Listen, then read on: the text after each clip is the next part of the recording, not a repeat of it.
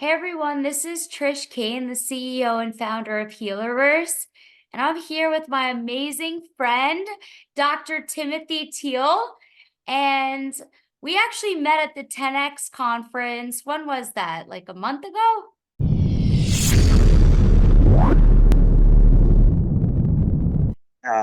Back in November, actually. No, it was early in November. No, we met up in Miami. Yep. Yeah.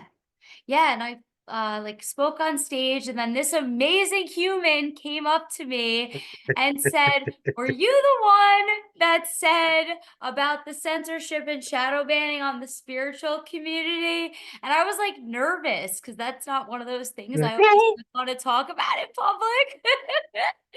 And we just had the best conversation, and we exchanged phone numbers, and we've been conversing ever since. And he's doing amazing things. So I asked him if he could come on today and tell us more about his story and everything that he's working on. And yeah, so let's do this. Welcome. awesome. Oh, welcome. Thank you, Trish, for having me around. Let me tell you something from the first time that I heard you talk to every time that we have a conversation, I just get so excited about knowing that number one, I'm not the only guy out here that's talking about this, and the experiences that so many of us are having are so ridiculously similar. It's the same theme. It's some of the same words. But each one of us comes at it with just our own flair, our own flavor. There's a lot of people selling gasoline out there, but no, but there's only one Murphy and only one Chevron and only. But no, but they're all selling gas, and you are selling gas, and I'm selling gas, and we're all starting to talk about things that used to be really weird, really out there. And what I've come to the conclusion is that what we're talking about and what the world is waking up to is the fact of this is the way things really are, Oh, and the structure of so many things in medicine and business and all so many structures are falling apart because as people wake up, as people live more consciously, they start to realize the true nature of things is not exactly the way things are. And we're seeing these structures, fall down all over the place. One of you and I are so on the same page with so many things. And you're a big blockchain person. No, we've had healing experiences and spiritual awakenings and things changing in our lives, which is why we're here, which is why we're talking. There's such tremendous energy between the two of us because our ideas and the things that we see, the things that we appreciate, and the things that really interest us are very much the same thing. But I, you have a fascinating story, and I absolutely love what no hearing what you have to say in the way that you say it. My shaking, my life quake was not a near death experience. It was being literally soft banned out of medicine. I've been blacklisted in at least five states that I'm aware of. I think at least six. And the reason is that that I've started addressing patient safety issues, which oh man, big medicine doesn't like that, and started talking about diet a lot. Started talking about the effect that our emotions have on our body, which is immense. In fact, the very nature of who we are is emotional beings, and we all know everybody accepts the fact that that stress and negative emotions will make you sick and can even kill you. yeah. Yes. Well, that's a big deal. So what's the other side of that coin is that if that stuff can make you sick, that means that that our emotions can also make us well. But nobody ever talks about that. I mean, and the reason is the orientation of our entire healthcare system, which is neither healthy, doesn't care, and the only system it has is to extract money from people, in my opinion, quite unhumbly. But the structure of things is just it's artificial, and as we continue to move forward in the advancement of everybody's collective consciousness, we start to see these things, and they become glaringly obvious. Well, you're seeing the same thing in the finance world. Your interest in crypto and the blockchain technology that underlies that is a massive, and I mean massive threat to the traditional finance system, and we're seeing all kinds of pushback and all kinds of fighting as this evolutionary process takes place. And the great news isn't. By the way, I'm a massive crypto guy. Have been investing in the space since 2018, and Yeah. in 2022 we actually launched a small hedge fund with friends and family that were looking over my shoulder going, "Holy cow, what are you doing?" Just playing. They Yeah. said, "We really would like to have a part of that. Is there some way that that we could participate?" And I said, "I don't know, but I'll figure it out." And I went on a quest to I started, I put that in my consciousness and said, "Hey, hello, get in there and go to work and see if we can figure out how to make this work." And within a couple of months, I ran into an attorney that he belonged to a sailing club that I belonged to, and and I asked him what he did, and he said, "Well, I put hedge funds together for people working in the crypto space." I'm like, "I got to talk to you. I s- talk to you." We Let's did. We put the thing go. together. Oh, I mean, we're done any of this crazy stuff. No, we're registered with the SEC.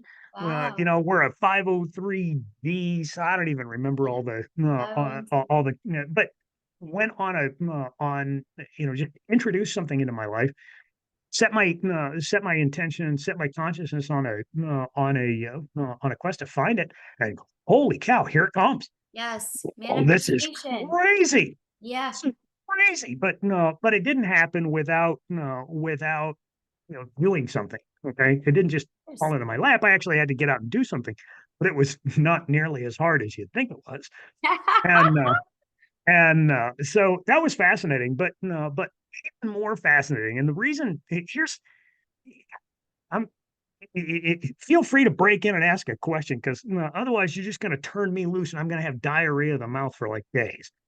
But You're bringing fire right now, brother. Everything oh, you're saying is so in alignment with Healerverse, with right, me. We're on the same page. And for me, exactly, there's obviously a lot of like gains to be had with crypto trading, but for me, it's the technology behind it and exactly. the sense of like not being controlled and decentralization. Okay, so I have to throw this in here, no, because this is part of what I do. It's part of it's part of who I am and what I see. Okay, well, there are some people who would call me a maven or an indigo child or whatever you want to call it, but I see things just a little bit differently. And one of the things that I teach in the programs that I have is that there's a pattern to everything, okay? And the Yeah. pattern to the development of some of the most life-changing technology that we have seen and will continue to see is has a prototype. And guess what the prototype is? It's us, okay? Computers, cell phones, blockchain technology, perfect example of us being the prototype for for this life-changing technology. Yes. Blockchain technology is the same information spread out across thousands of different computers. It's an open ledger. It's a safety system. There's all kinds of advantages to blockchain technology, but essentially you have the same information spread out over a whole bunch of computers. And if you try and introduce something into that system that everybody doesn't agree on, it gets kicked out. Okay, guess what? We have we have 35 trillion nodes in our body, and every single one of those nodes, I mean cells, call them whatever you want, has a complete copy of you in it from head to toe. It's an open ledger. Yeah. We are the prototype for crypto, Yeah. for the blockchain technology that underlies it. Same way with Yeah. computers. Wow. The computers have a code. Okay, the computers have zeros and ones, and that's the code that they run on. And we have a code as well. But we don't have two variables in our code. We have four variables in our code. We have cytosine, thymine, adenine, guanine, which are the base pairs in DNA. And when you really think about it, the technology that that runs in these and runs in these computers only has two variables. Well, do you think a system that has two variables is powerful, or is one that has four variables more powerful? Which one? One with four. No, it's simple math, okay? It's exponentially more powerful. And not only does let me back up. All the people in the know who write the textbooks about all this stuff say that 97% of our DNA, because they don't know what it codes for, is junk. Excuse me? It's crazy. There's 97% of the most efficient biochemical information storage system in the known universe. And you're calling it junk. You can store an entire copy of you from head to toe, the recipe for you, head to toe, 35 trillion times in your body, and it only accounts for 3% of the DNA that's in there. 3%. And you think the rest of it is junk. We've only known about DNA for about 70 years, Trish. Yeah. And our Yeah. understanding of it is very, very limited because it is so powerful and it is Yeah. so compact and it is so complex. Yeah. But in 2015, I believe there was a paper that was published in Canada, biological psychiatry, and what this paper was all about. There were some psychiatrists that were noticing that the children of Holocaust survivors, so get the picture here. We had people that were imprisoned in Nazi Germany in the 40s. They survived it. They got out. They went to Canada. They got married. They had babies. And those babies grew up, and as those babies grew up in the 60s, 70s, 80s, 90s, they started noticing that these people were seeking out psychiatric services for anxiety and depression at 300% the rest of the at the rate of the rest of the population. 300%, not 30%, not 3% more, three times the rate of anxiety and depression, and they couldn't find any other variables. So they started pulling DNA from these people. They pulled DNA from these people and from their parents, the ones who had actually experienced the Holocaust. And guess what they find? They find DNA changes in both generations that you don't see in the rest of the population. And Yeah. it's like, well, what do you mean? Well, there's a whole bunch of us that have intuitively said, some of these bad experiences, some of this trauma and so forth is stored in our body. And all the people who write the book say, nah, you're full of it. Nah, you're crazy. We can't weigh it. We can't measure it. We don't know how to figure it out. So your idea must be garbage. Well, it's the most arrogant, stupid thing I've ever heard in my life, for crying out loud. Yeah. I And mean, yeah. now we've got somebody who's actually found they can identify something that we can weigh and something that we can measure, that we notice something happening, we turn around and gather some information and test a thesis here and say, oh crap, we're finding things in that junk DNA that we didn't expect to find. And the conclusion that all of us intuitively have come to is the fact that this information is stored inside of us. It's not stored here. Mhm. Okay, it's No. stored here. It's stored in our muscles, in the very fascia of our body. It's stored, and it's there for a reason. Yeah. This Of is course. well, Because this is where typically, yeah, like instinctively, like we typically would grow up in the same environment that our parents did, right? So it's like amazing what God did to give us the DNA.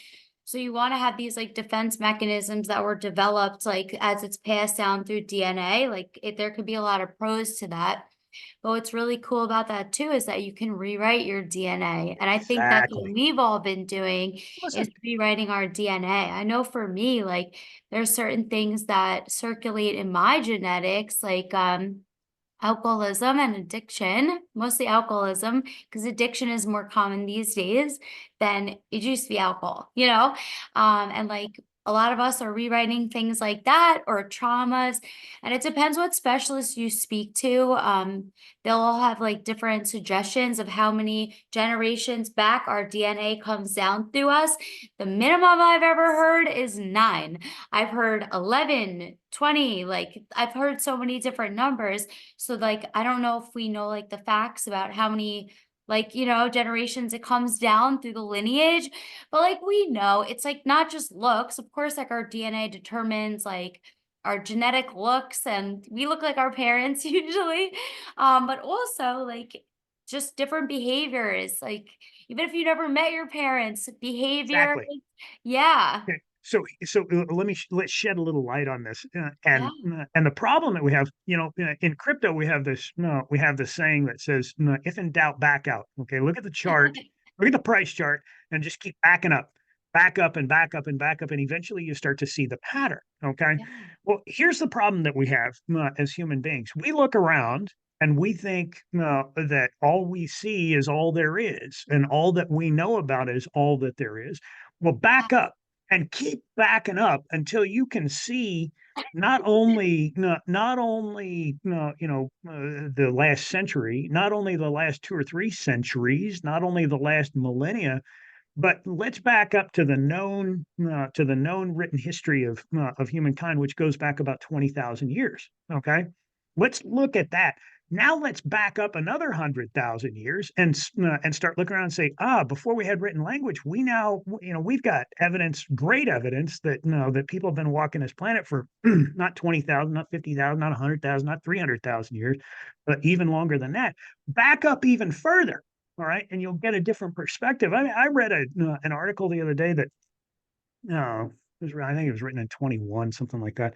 Okay. That they have they found a human footprint in volcanic ash, and it looked really goofy. They finally figured out that the guy was either falling down or dancing or dorking around, whatever, but he was walking on the sides of his feet. That's why they had a hard time trying to figure out what this was. But you look at it, and sure enough, you can see. I mean, it's a funny looking human foot, but it's got a long big toe and a short little toe, and it's kind of weird looking, but it's definitely human. 3.7 million years old, they think, based on their carbon dating. And I realize that's a little, no, it's unreliable. But the point is, we've been around a long Yeah. time. Okay. And for, with all due respect to all the religious folks out there who say, human beings have only been here for 2,000 years or whatever. And, we believe in a miraculous, creation. So do I. I believe in a miraculous creation as unquestionably incredible intelligence in the bodies and minds that we live in. But if God's been around forever, what's the friggin' rush? Why do we have to say That's we've only been cool. around here for 10,000, 20,000, 30, 40, 50,000 years? It's a million years to God. It Yeah. means nothing. It means nothing. Yeah. And everything in God's universe here grows, it changes, it Yeah. adapts.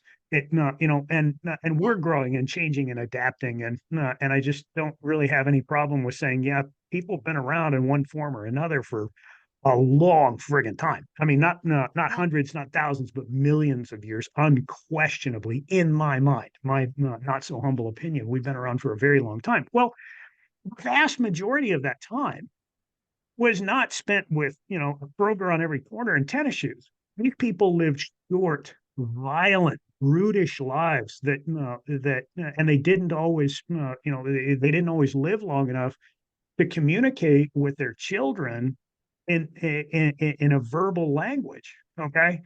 But what is the language that is universal to human beings all over the place? What is it? Love. What's the it's emotion. All Yeah. right. Let me ask you. I don't care if you Emotion. speak Yeah. Japanese, Russian, or anything. What am I doing? Smiling. Exactly. Is this what somebody does before they punch you? No. This Maybe. is what this is what maybe trying to fake out. This is what they do before they punch you. I've met some people that are wild. Yeah, well, but no, And I but had a dog that was like that. He would go up to dogs and be like, "Hello," and he would and then bite them. pretend. And Yeah. then he would attack, and I'm like, "Oh my god." When the dog is being nice, like, don't believe him, guys. my my point in telling the story is the fact that emotion is it's a general purpose communication tool, and we can all universally as human beings we can relate to love, we can relate to happiness, we can relate to joy, we can relate to anger, we can relate to all of these things. That is the universal language of being human. And so if we were going to code up information and pass it on to the next generation in this short, violent, brutish, disease-filled life that I had, wouldn't it be useful to do it in a way that communicated with that next generation what you needed to do? Okay. So when a twig snaps in the middle of the night, you know to turn around and be ready to fight. Why'd you do that? I don't know. I just did. Because you were Yes. remembering that, that was coded up in DNA. It's communicated to you at an emotional subconscious level where you just do something and you don't know why you did it. It's because it's happening at a subconscious or an unconscious level. And most of us, I mean, and it works. I mean, here we are. It's survival level programming, and here we are 4 million years later, and we're all still here. Yeah, congratulations for us. It works. Okay. If yeah, if you think about it too, like if you do go back to like animals, right? Like my current dog, he's half black lab, half Australian cattle dog. He's never been on a farm, never been in like a field like that. To my knowledge, he's a rescue, but I don't think so. And when I first met him, he would come behind me and like put his knee into his nose into the back of my knee. And I'm like, what is that? Right. He's never He's been on a farm, but it was passed down to him. It's in his DNA makeup that that's how he does, right. that's how he's supposed to act. And I He's feel like running on his program. sometimes it's easier to look at it from an animal trait because people, like you said, slow down. But people are so on the go and on the move, they don't take time to reflect as to what is going on within them that was passed down, Right. possibly, or yeah. So the most pristine example I can come up with is the story of the salmon. Okay, and did I ever tell you the story of the salmon? So, Yes, the yes, salmon. let's tell So everybody. Yeah, yeah, so the salmon is a fascinating lifestyle, yeah, or life cycle, really, because he had absolutely no contact whatsoever with the generations before him, and he will have no contact whatsoever with the generations that follow him, except for one place, and that was in the egg. Okay, so last fall, his folks swam up the river. They dug holes in the gravel. They laid their eggs. They fertilized them, and then they died. yeah, And that egg sat there all winter long. In the spring, it hatched. This little fish wakes up and he's swimming around. He's eating bugs and whatever, and he decides, oh, I'll just start swimming downstream. And how did he make that decision? We don't know. It's just instinct, right? Yeah. Oh, okay. No, that he has a program that's running inside him. So he lives this amazing life. He goes all the way down the river. He swims out to the ocean. He grows up. He spends 2, 3, 4, 5, 6, 8 years out in the ocean. And then boom, one day something goes off in his head, and he says, "Oh, need to go home." And it's not just him, but it's every single one of his member of his species at the same time decides to turn around and go back to the exact river where they were hatched. They swim upstream, they jump over waterfalls, they swim under the bears, they go around the fishermen, they go to the exact stream bed, the exact gravel bed where they were hatched. They dig holes in in that gravel bed. They lay their eggs, their buddies fertilize them, and they die. Amazing life. How did he know how to do that? Okay, and Yeah, there's how do only one. turtles know? Swim up on the Precisely. beach, lay your eggs, and then go. It's like it was all divinely inspired, really. Unquestionably, Yeah. unquestionably, and we just write it off as instinct. Well, I'm a scientist. Where Right. did the instinct come from? And Yeah. unquestionably, there is the salmon helps us to understand this because there was only one point of contact Yeah. between him and the generation before him and every generation after him is in that egg. Well, what's in the egg? It's nothing but DNA and energy. Okay, it's nothing but DNA. Unquestionably, we have a program running inside of us, and the only part of that program that we've been able to decipher so far has been the physical part of it that that codes for the proteins, the enzymes, the nerves, the muscles, the brain, the internal organs, all the rest of the stuff. And we're starting to manipulate it. It's really cool. Okay, yeah, I Yeah. mean, Yes. Well, some here of it we is are. And cool, some of it's yeah, not cool. some of it's a little scary, Yeah, some of it is cool, some of it is stupid. but no, but I mean, today we live in a world where sickle cell anemia cured. You realize we have a cure for it today. Okay, Yeah. and these people are doing fine. They don't have any problems, and they haven't had any issues with. It's just one little DNA sequence switch, and it cures the problem. Ridiculously expensive, but hey, it's a cure.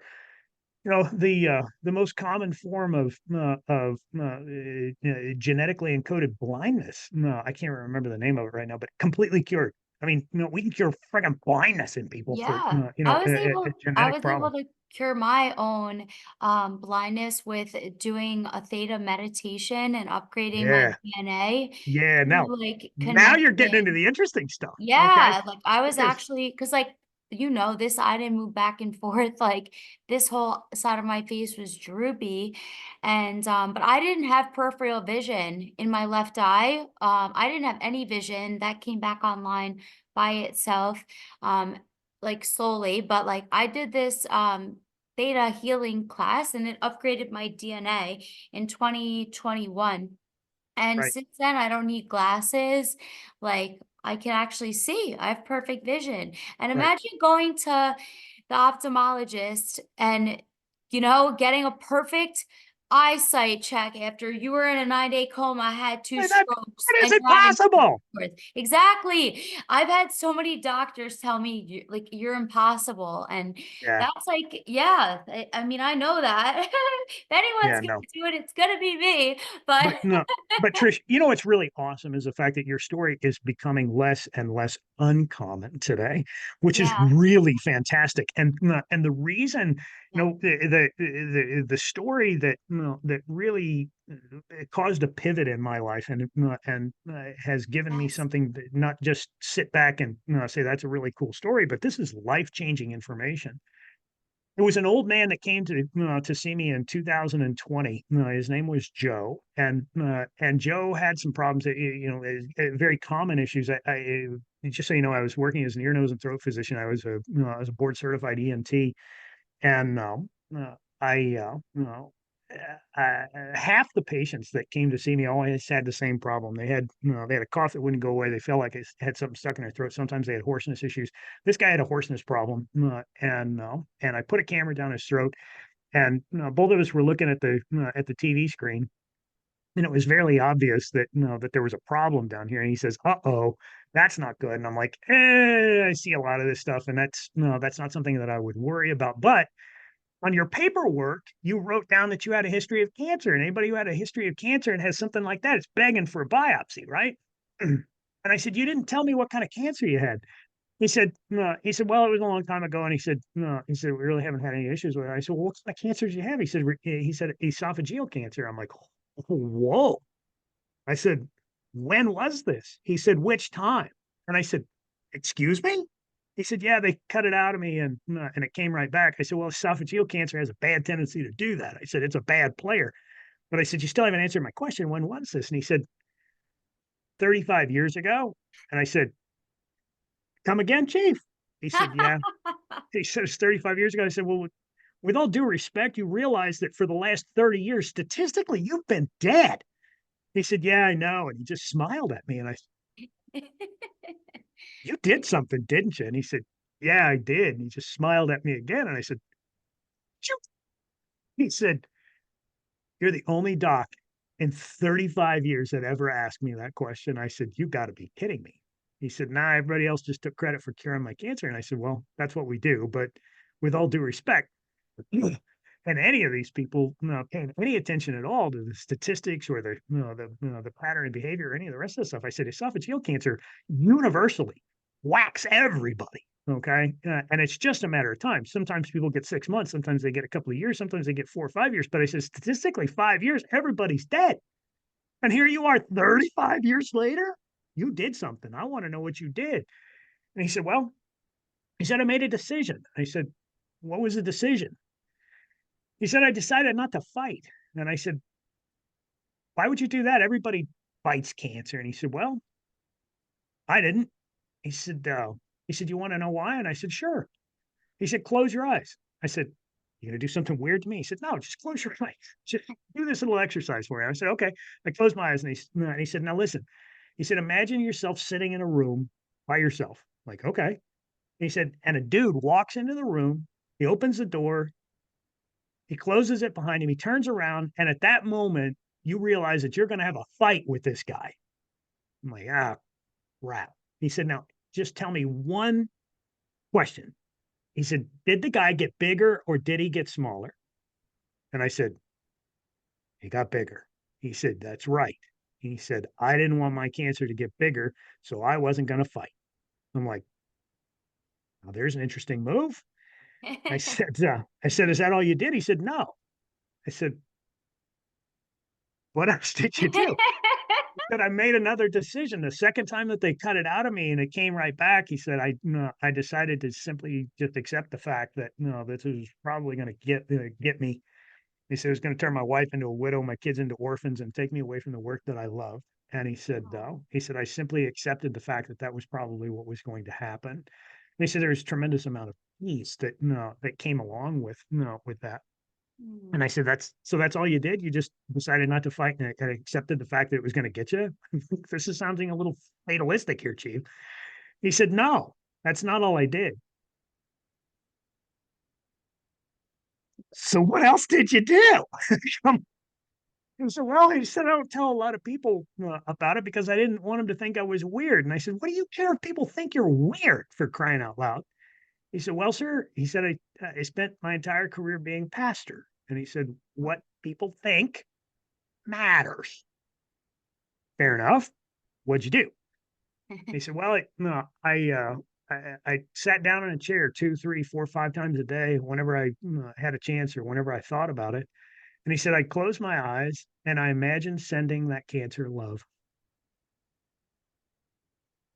And that's all you did. That's all I did.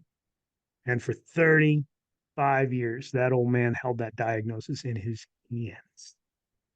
And I'm like, whoa, that's kind of different. I'm like, yeah, it is. I mean, it still chokes me up just thinking about it because I knew the guy. He was a good guy. And That sounds like so about 4 months later, I had a med student in my office, and she noticed a skin cancer that I had on my left arm, and she's like, we can identify this stuff, halfway across the room. And she said, you want me to cut that off for you? She said, you got all the stuff here, and that's going to be a tough place for you to get to. And I said, thanks. You just kicked off something. And I said, I want to try something. Before we just go it off, I said, let me try something. So that very day, I decided, oh, I'm going to go home. I'm just going to try, no, I'm going to try Joe's protocol. Joe's And protocol. That's what's mine. I mean, I think all the Yeah, greatest ideas in the world. Everybody will tell you they didn't come from me. They got them from somewhere else. They stole them of from course. somebody. And so anyway, Yeah. I went home immediately and I said, "Okay, I'm not going to fight. I accept the fact that you're here." And then I sat down and I would close my eyes and I actually went to tapping on it and I talked to my body and I said, I love you. I Yeah. love you so much, and I love the healthy skin underneath of that cancer. I just love you and love you. And I would giggle, I would laugh, and partly because it was fun, and partly because it was just my experiment to just get silly with the whole thing and see what happened. And for about 2 weeks, nothing really happened. I just kept going, and about the third week that I was doing this, man, it started to get all red, raised up and I'd bump it and it would bleed. Oh my, it just looked nasty. My wife, who is also a physician, got to look at it. She's like, that is disgusting. You need to get off of there. That is gross looking. I mean, it was nasty. It was all red and raised up, bleed 2 or 3 times a day. And but I recognized, something, and I said, you know what? I'm just going to keep going. And I kept banging on that thing. I'd sit down and giggle and laugh and visualize, beautiful, healthy skin underneath there. And I love you, I love you, I love you. And even now, cancer, I love you too. And at the end of that week, the stupid thing fell off. It fell off, Trish. I'm like, that ain't supposed to happen. I mean, I'm just playing around here. Well, there it was. It was there on my arm. It was there. In fact, I ran into that same medical student. She's a senior resident now. Ran into her at Walmart like just the other day, like a couple of weeks ago. Oh, And that's exciting. uh, it is she's a friend, and her husband's actually has become a business partner of mine. He's in our hedge fund. Okay. Anyway, I showed her my arm, and I'm like, I know this is crazy, but this is what happened. I mean, this is the God's honest truth here." And she's like, "You are nuts. Well, it's good to see you, and I'm glad your arm's good. See you later." But no, but what it taught me, and no, and it wasn't just me. My no, my kid came to me over the this last spring, had a thumb that was just covered in warts. I mean, his hand, he had warts all over his hand. Poor kid. And he said, "Dad," he said, can we do anything about?" He's like, "This is gross." And I said, "Well, buddy," I said, I said, "By the time I mean, Dad can carve all that stuff off of there. It's no big deal." But I said, "By the time I'm done, you are not going to have a thumb left. I said, just be bone. How about if we just take it off, like right there, and you can just count to 4 on that hand?" He said, "Mm, you got any other alternatives?" I'm How like, old is your son? "He's 9. He's He's 9. he's awesome, awesome kid." But, he's a killer swimmer too, by the way. No, but Cool. anyway, I told him, I said, "Let's try an experiment. Before we go cutting on that thing," I said, "How about we do this? How about you just do this. You sit down in a chair 2 or 3 times a day, maybe 4, whenever you get a chance, but no, but you just go banging on that thumb and say, 'I love you, I love you, I love you.' And say, 'I love the healthy skin underneath all these warts. I love you warts, and I love the healthy skin.' And close your eyes and just think about sending it love and see what happens. Because it won't cost us anything. Doesn't it certainly isn't going to hurt. And then we went on a little quick vacation. We went to the Jersey Shore. We had some friends out there. Nice. He's out playing in the ocean. He comes running up to me and he says, "Dad, Dad, look, look, look!" And that thumb, warts hanging off of that and healthy skin underneath, and they all fell off. He's got one little wart left on that hand. That's it. Cool. I'm like, Yeah, it's "Jesus." you can make a decision. And I think too, when you're that's what it is. It's making a decision. Like even if you have like alcoholism or addiction to anything, like every single 12-step program, even Al-Anon, everything, Nal-Anon, whatever. It's like you need to make a decision to do something different, you Right. know? No, well, we have to have that waking up moment, okay? Yeah, I And think we we have have to have that. several. So I think Yeah, we have several. So unquestionably. because like when we're rewiring our DNA, and what's cool is even you spoke about the blockchain, like somebody just decided like I don't want to do things the way that they're going. We're going to do something different. And like look how many blockchains have happened since then. Right, But it's like really it takes time to undo certain things that have been in society and ingrained into us, into humanity, into the collective. It takes time to undo some of this stuff one right, by one by one. Some of it is by osmosis or some of it is by preaching. People would rather see what's different and like jump in it than be told what to do. Like we know that. Like that's just right. like human nature. But But um I don't think yeah, it you takes a made lot a of time. decision. I don't think it takes a lot of time. I think that decision determines everything, whether it takes time or not. Because when one of the greatest instructors I ever had in medical school was a genius when it came to teaching, and his his method. The secret to his teaching was fart jokes, for crying out loud. Fart jokes, poop jokes, shaggy dog stories, dad stories, all the rest is nonsense. And what he would do is he would teach a concept, and then he'd tell you a dumb joke, and you go and laugh, and a little bit, and the information would go in, but you'd experience a tiny bit of emotion. When we take Mhm. emotion and attach it to information, that's the energy that it takes to code that information into our long-term memory. This is the real secret about all this, self-healing and manifestation and all the rest of this stuff. When we get emotionally involved in attaching emotion to a piece of information, in my son's case, the piece of information was healthy skin. The emotion was "I love you." Yeah. And when we do that, I think we're writing it into our dadgum DNA. Yeah. And when we are able to do that, when we're able to take emotion, the energy of emotion, and attach it to information, what we can do with ourselves is pretty much unlimited. And Yeah. again, to go back 4 Yeah. million years into human history, it makes perfect sense Yeah. that no, that if we experience something dramatic, traumatic, frightening, Mhm. exciting, all the rest of that stuff, that we take that emotion, attach it to the information, and store it in DNA, and then pass it on to the next generation, and they experience it at an emotional level. I So mean, when what we're I talking say about it is, takes time, right? There's so many different things that we need to work on. It's like one oh, thing after the next, and every experience we've even had in our lifetime, reattaching like any traumatic experiences and sending it gratitude and love for the experience because it created who we were and gave us experience to like do things differently. But even for me, there's so many different things within society. Like I'm an Aquarius sun, so like I see things differently, I think, like an alien. Um but you're what it's we call an indigo child, babe. I know, it's It's true. it's why we It's true. resonate. Yeah, exactly. That's why the Healerverse logo is like neon purple. Exactly. That's right. Highlighter purple. Um, but it's like really like dissecting like everything within myself, everything within society, and being like, wait, do I believe that? Because I used to believe that. Like I used to think that I hated cats. I thought I hated cats, but I'm allergic to cats.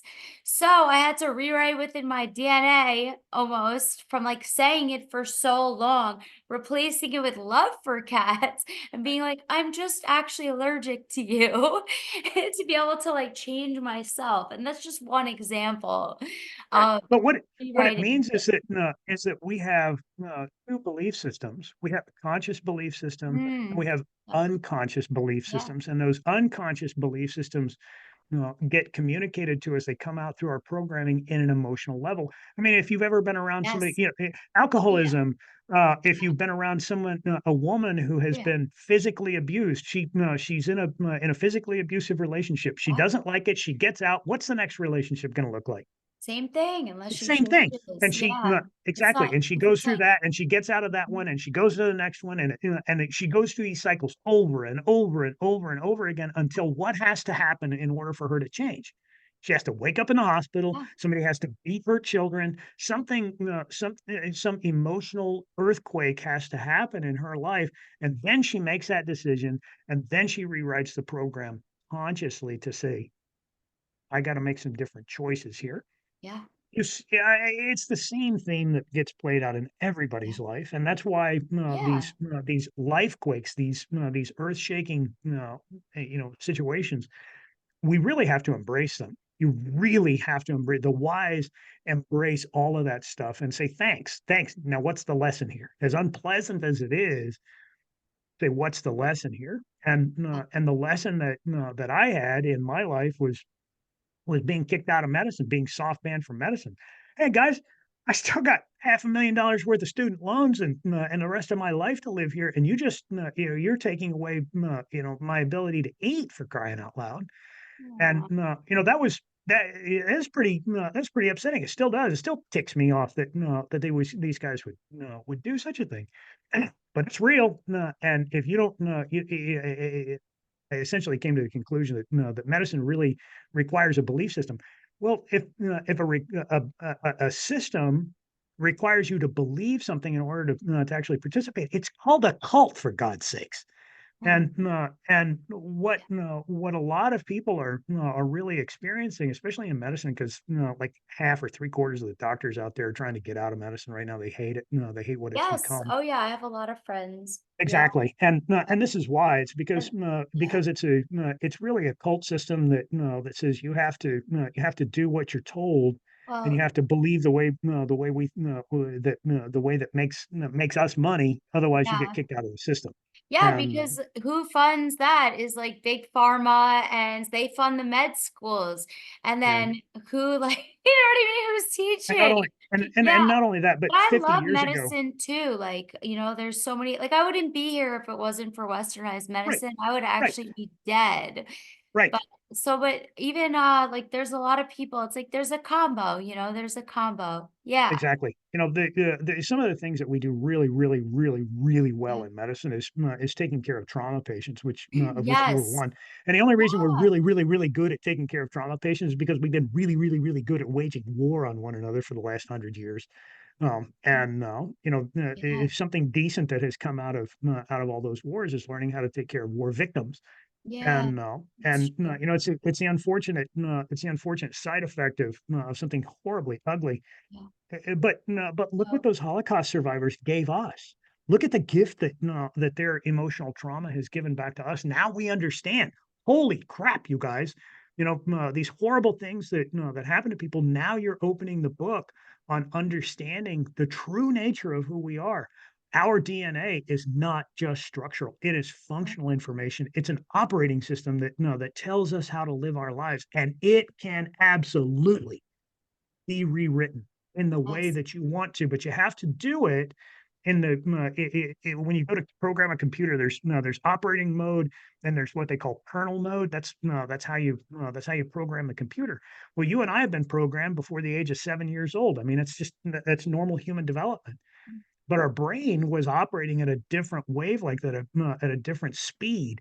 And if we want to go back and change the program, we have to get back into kernel mode. Okay, we have to yeah, reprogram things. stay in That that. requires you to make a decision, to get into a different brainwave state, use your emotions to make a change to the program, and it is a Yeah. program, which is And unbelievably exciting. speaking of program, like in order to like in the essence of time, I want to talk about your program now and like give us a brief overview of what you're doing, and you have a program and you have webinars coming out, and Yes, I how would do do. people get involved besides Healerverse with your Right. programs? Like what are you doing? Tell us everything. So the website that I launched this year is called Doc of Unlock. It's DOCOFUNLOCK.com. And if you go there, you'll see all the stuff that we teach. There's a book you can download. It's called Cracking the Caveman's Code. Love that. That's kind of my manifesto. You can download that for free. But no, Love but there are that. a number Tell us of about that teaching too. programs. Oh yeah. Oh, listen, Yeah. we're probably going to have more than one conversation here, Ah, keep it but brief, but tell us. Give us a It's little not fluff. essentially no, it essentially, boils down exactly what you and I have been talking about.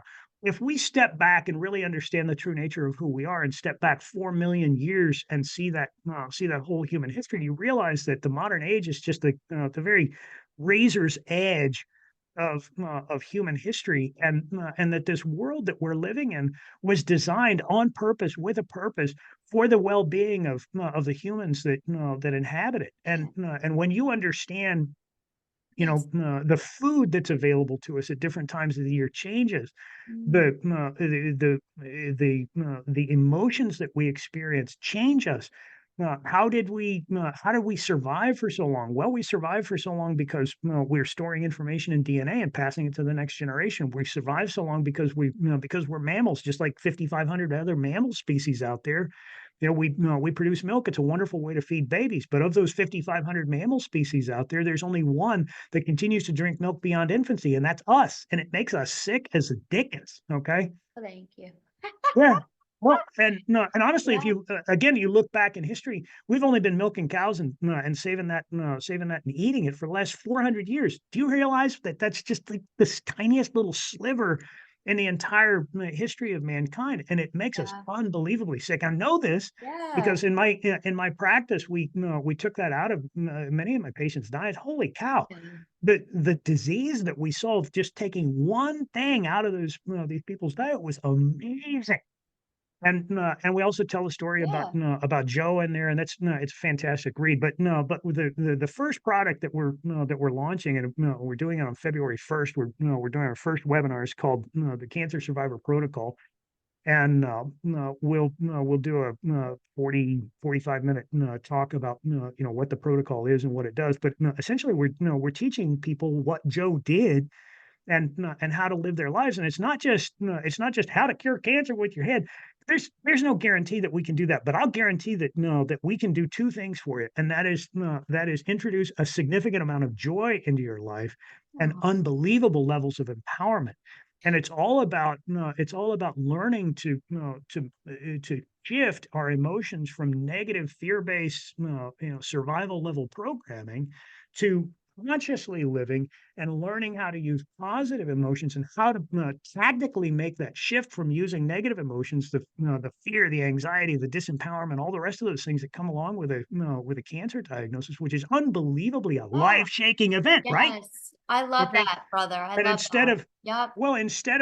instead of running away or fighting or Yeah. hiding from the cancer diagnosis, we Yeah. embrace that cancer diagnosis the same way that Joe taught Yeah. me to. And regardless of Uh-huh. the outcome, okay, because nobody's going to live forever. Right. Regardless of the outcome, we live immediately better, Yes. happier, and more empowered lives, which is exactly what it is that you're all about here in the Healerverses, Yes. which is why I'm just Yes. dying to be a part of your community I here. love you, brother. I'm So, so happy. listen, Well, we Trish, were you guys, this when is we met, like, it was like it was like it was divinely inspired, and that's what's unquestionable. happening with the collective right now. Like, That's when what's happening all over the world. yeah, like when we were literally talking and I was kind of like, when we started talking, I was like, because it's kind of intimidating sometimes, like that I'm able to speak about this stuff in public. And I was like, oh, am I gonna get crucified or glorified right now? And it was like, yeah, I'm not like, we're in the same boat, we're on the same page. And you started telling me all these amazing stories. I mean, this is what the universe is doing right now. And Precisely. one more thing I wanted to say is that you were speaking about like the blockchain and the collective. Like when we heal our DNA, we're all connected. Like there's like DNA within the molecules that connect you and I, right? So when I'm healing me, I'm also healing the collective, whether it's my like family lineage, which also heals from being around me and just my DNA upgrading because I'm connected to them also, even if it just Right. doesn't look like it, like it's healing everybody around us. And I think so many people are healing right now that the entire earth is changing, the frequency of the earth. It's the age of the Aquarius. Everyone's leveling up. And you're like a beautiful, beautiful example of that, brother. You're a beautiful Now listen, example of that. Like, ENT doctor, like, you're seeing people healed and not right. from like what people think Well, would it's just it's like, let me we don't want to sit here and bang Western medicine. It's no, Western no, medicine it's isn't bad. amazing. Western Saved medicine my is life. outdated. Is Yes, outdated. The vast or it majority was of it, like a fad. and we're looking. It was a Or fad. it's, It was a well, fad. If you think it's about, like, Eastern medicine, listen. like, that's the OG stuff that we're bringing back. Right. Yeah, All the old stuff is new again. yeah, or, like, No, collaborative. but the point is this is an Yes, upgrade, yes, and we're moving forward. We're making progress, yeah, and we don't have to be ashamed about saying, "Listen, we're energetically connected. Energy is yeah, real. Emotions are real. We're making observations mhm, that without evidence, or we're making observations based on the evidence that we see and coming to conclusions without the proof and moving forward anyway. We're yeah, stumbling forward and making progress. yes, Okay. That's progress the is point. 100%. Yeah, Anyway, Trish, I am just dying to talk to you again. you're We'll amazing. talk, we'll talk some more. Yes, But no, I absolutely have to run here, dear. For anybody who wants to get on that webinar, if you go to Doc of Unlock and just leave us a message, you can leave us a message at Tim at Doc of Unlock. You write that email down, come over and chat about it. We'll have more information on it on the website. But man, I am so thank excited to talk to you. you. Dying to talk again. Can't Yes, wait. Love it. Doc of So Unlock. I love it. Thank you, Dr. TT, as I call you. you got it, baby. It's good to Thank you, talk to you, Trish. everybody. I'm going to leave his information below. You can also find him on Healerverse. We'll see you soon. Thank you. You, Trish.